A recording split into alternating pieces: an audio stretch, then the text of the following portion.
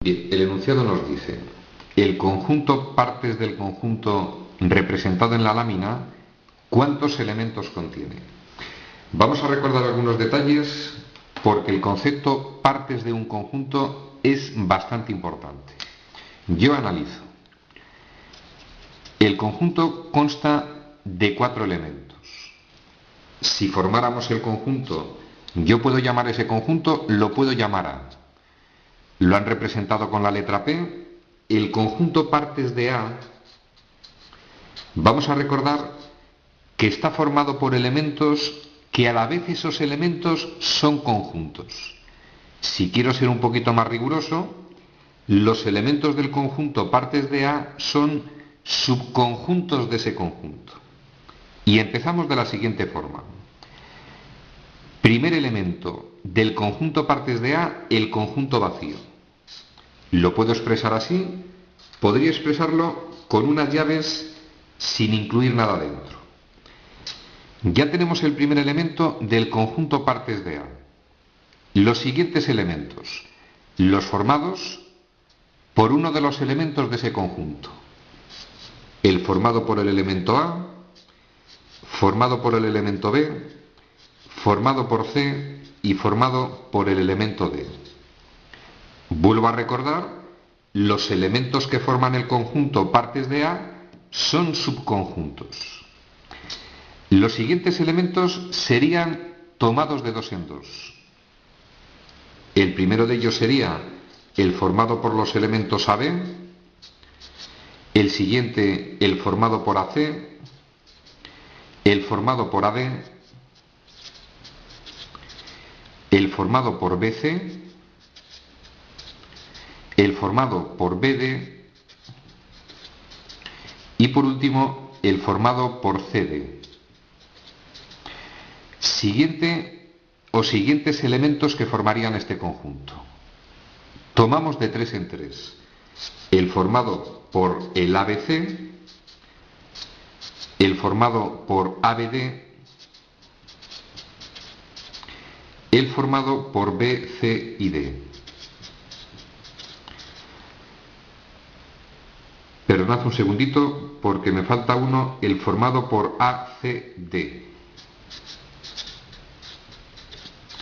Y por último, el último elemento, el formado por los elementos tomados de 4 en 4, el propio conjunto. Estos son cada uno de los elementos que forman el conjunto partes de A. Como me están preguntando cuál es el cardinal o número de elementos del conjunto partes de A, 1, 2, 3, 4, 5, 6, 7, 8, 9, 10, 11, 12, 13, 14, 15 y 16. El cardinal o número de elementos del conjunto partes de A, evidentemente 16. Y vamos a recordar detalles. Dos detalles importantes.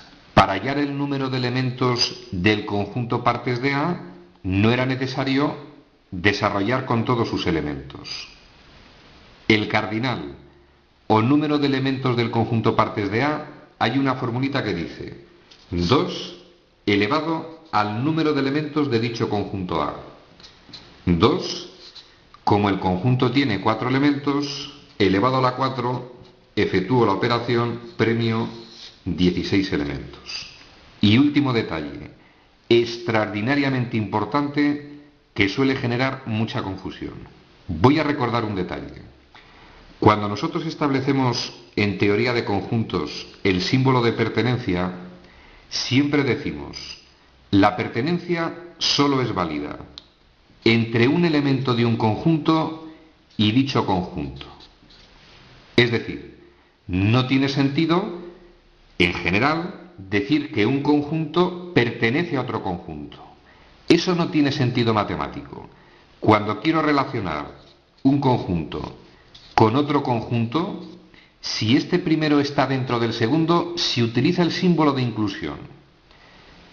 Inclusión, cuando un conjunto está dentro de otro conjunto, y pertenencia, cuando un elemento pertenece a un conjunto. Pero hay una excepción matemática. Si yo analizo el conjunto partes de A, yo puedo decir, por ejemplo, que este elemento pertenece al conjunto partes de A. Y lo expresaría: esta cosa pertenece a partes de A. Y alguien se puede mosquear porque esto, que es un elemento de partes de A, aisladamente representa un conjunto. Excepción, puedo decir que un conjunto pertenece a otro conjunto si este conjunto en cuestión es el conjunto partes de A. De lo contrario, el símbolo pertenencia relaciona un elemento con un conjunto, el símbolo de inclusión relaciona un conjunto con otro conjunto. Ejercicio resuelto.